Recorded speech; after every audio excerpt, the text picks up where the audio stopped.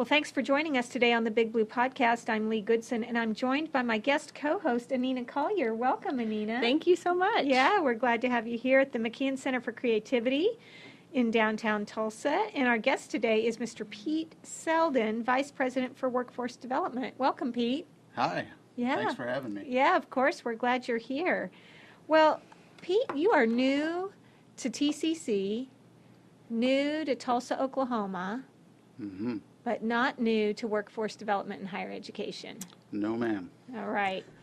Your previous position was at Arkansas State University Mid-South, which is in West Memphis in Arkansas. So that's West Memphis. Is that kind of like West Siloam Springs is in Oklahoma, so West Memphis is in Arkansas? I don't know what to compare it to in Oklahoma. But West Memphis is in Arkansas, right? It is in Arkansas, okay, just on the other side of the Mississippi River from Memphis, Tennessee. Yes. Okay.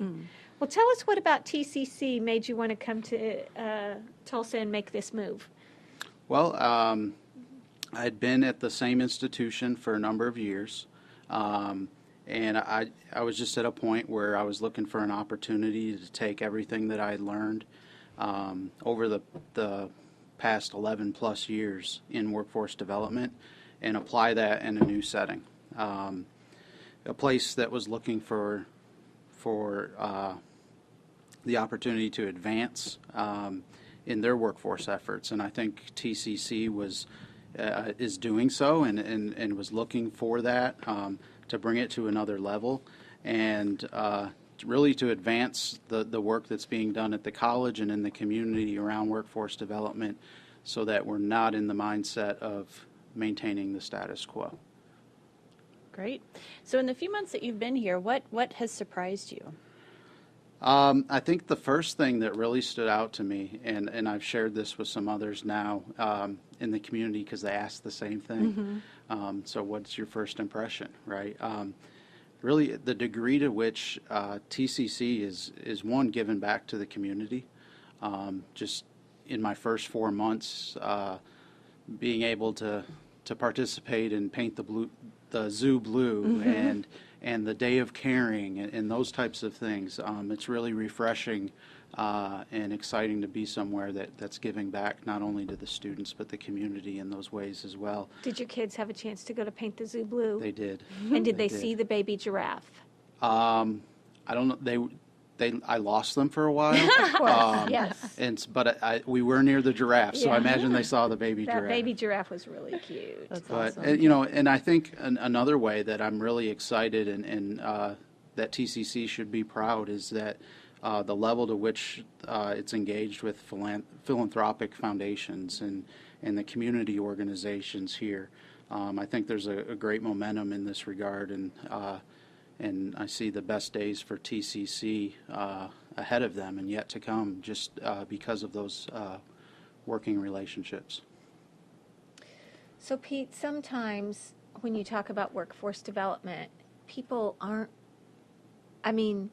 they hear it and it makes sense what it should mean, but they're not sure they know really what it means. Does that make sense? That probably makes sense. So, talk us through when you're talking about workforce development from a higher ed perspective and from a Chamber of Commerce perspective, what is that? And tell us what you do in your role to make sure TCC is fulfilling its mission.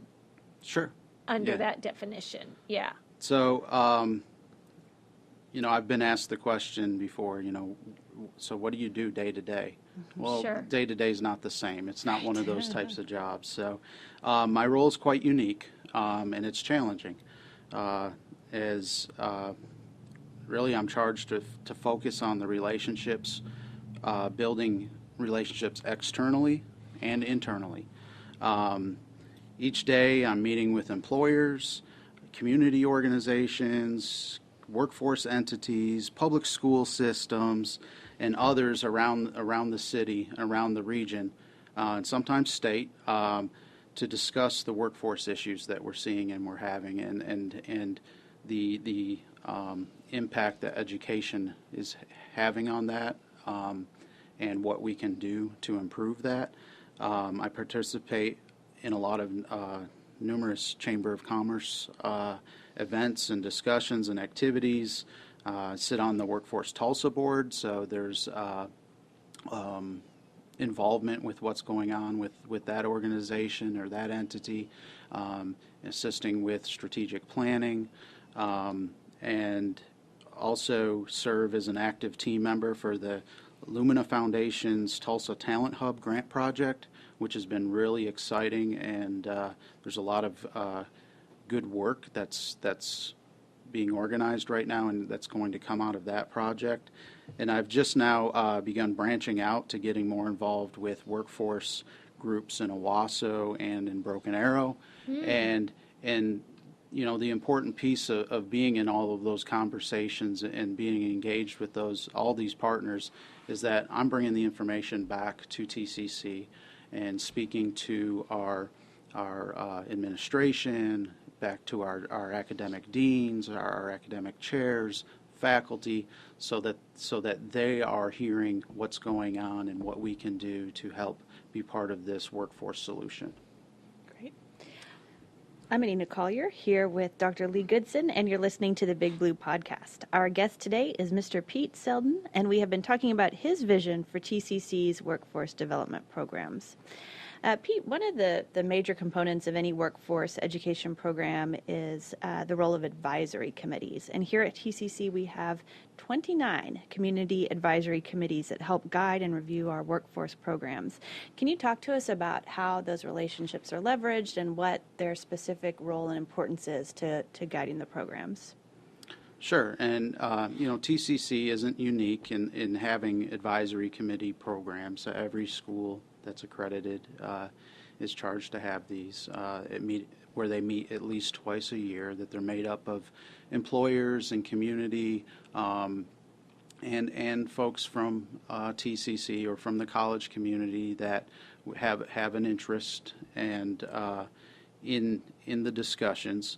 But these are really the key to growth and success of our workforce programs. These advisory committee meetings, they should be very collaborative meetings where employer partners are doing the bulk of the talking. We're doing more of the listening and the note-taking, and they are sharing what their needs are for growing their workforce. Things like what technologies are changing or do they see on the horizon that will be changing. What practices in their business are going to be changing, and then how are the community partners, how is everybody impacted by those changes, but more importantly, how can TCC get ahead of that, and so that our graduates are better prepared for the jobs that our workforce partners are offering, and that our workforce, our employers are satisfied. Great. So workforce development and workforce education is something that we've been talking about for a while. And I think in every, especially mid to large size community, they're talking about it. You talked about your role in Broken Arrow and Owasso, and certainly we're not just talking about Tulsa. We're talking about Broken Arrow, Owasso, Sand Springs, Glenpool. Right. Everywhere, especially in the areas that have manufacturing facilities and different things. Talk to us about what does the future look like for workforce education in northeastern Oklahoma, and where would you anticipate that we'll be in the next decade? Yeah, I that's a great question because you know, I wish I could predict the future, but just that would make my job a whole lot easier, I think. But you know, I just think from the conversations and discussions that we've been having and the things we're hearing nationally or from the state level, I think that there's going to be a greater alignment. You know, some of the work that we're doing already with some of our educational partners, that there's going to be a greater alignment between schools of higher education, whether that's tech to 2-year or 2-year to 4-year.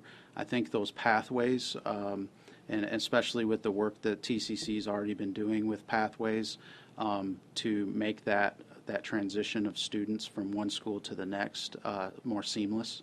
I think we're going to see more of that. I think we're going to have we're actually going to have a whole lot better system in years to come.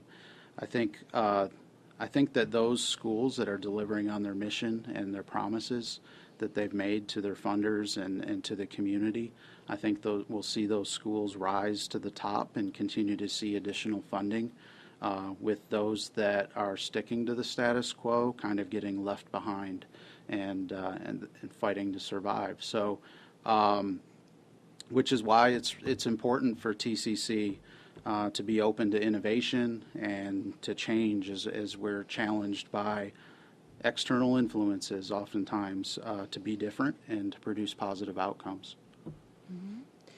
All right. Well, now we're time to in the program where we ask the big question. Uh-oh. And Pete, we are very excited to hear that if you could go back in time and give your 18-year-old self a piece of advice before you started college, what would that advice be? Oh, I've listened to some of the podcasts, so I knew this one was coming. Are you sweating a little bit, Pete? I think, I think honestly, Are you worried about transparency here? Are you I'm gonna be Like transparent. if you tell us the truth, that might not go over well. I'm Okay. gonna be totally transparent. All right, let's hear it. My 18-year-old self would be telling me in retrospect, work harder and play less. All right. Yes. Wow. Yes. Really?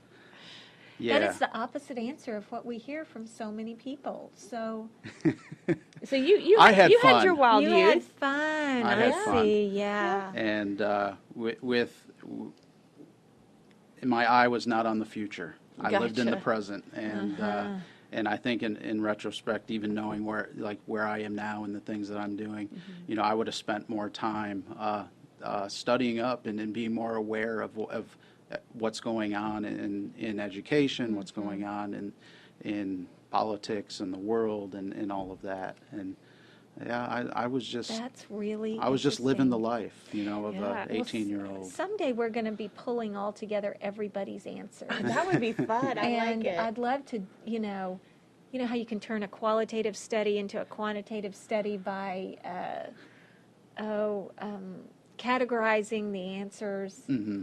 and then doing just like, a frequency count, right? Mm-hmm. And so, anyway. I love how Dr. Goodson's data-driven mindset has now found a way to pull the data There's out data of the in big everything. question. Out of the That's we're awesome. we are totally gonna analyze the big question, and we're gonna see how many. I think it's about 1/3 kind of your direction, Pete, and 2/3 the other direction. That's just my guess, but that's my thesis. But, We'll figure it out. Yeah, we'll figure it out. Well, we are so glad to visit with you, and welcome to Tulsa Community College. Really glad to have you here, Pete, and glad to share with everybody kind of what your ambition is here, not only for TCC, but really for all of northeastern Oklahoma, and the efforts that you're making to lead this for us and carry us into the space we need to be in. Well, thanks for having me, and it really is. It's about community and how do we build a better community for our Tulsans, for Northeast Oklahoma, and our country. I mean, and so I'm happy to be here and happy to be part of that work. Wonderful. Well, you've been listening to the Big Blue Podcast. We want to thank our guest today, Mr. Pete Selden, for spending some time with us. And we want to thank you for listening. Remember, you can catch the Big Blue Podcast each week in the week at TCC and on the Creativity Channel at YouTube. Thank you, Anina, for co-hosting with me today. We'll see you next time. Thanks.